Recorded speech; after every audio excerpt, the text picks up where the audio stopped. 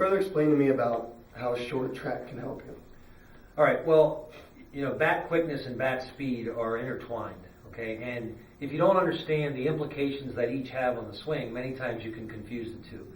When you mentioned that short track, that is absolutely essential for bat quickness, okay? You need this short track to be as quick as possible.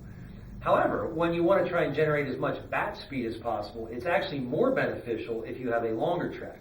So if my track is longer, I can apply a force over a longer distance.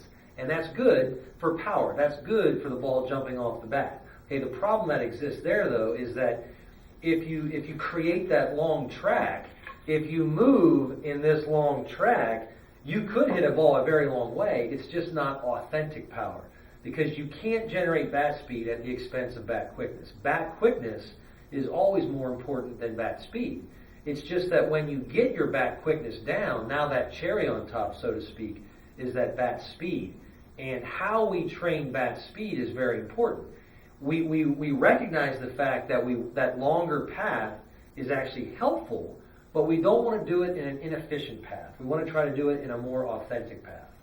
Is there something that you look for personally when you're trying to identify this? Absolutely. Now, again, it's very important to understand the difference. Okay, so when we see a powerful kid, maybe he's 11, 12, 13, and we see that long path being generated this way, we throw up the red flag. We know that they're eventually going to be in trouble. But when we see that powerful kid and he generates his path right here with this lead arm, this can be very beneficial to creating power. And I know you've heard me say it before, and you've said it before. Essentially, it is the driver that a hitter swings. Like a long drive contest. Long drive contest. So absolutely, this player that has this long radius right here is going to have the ability to drive the ball further than this player.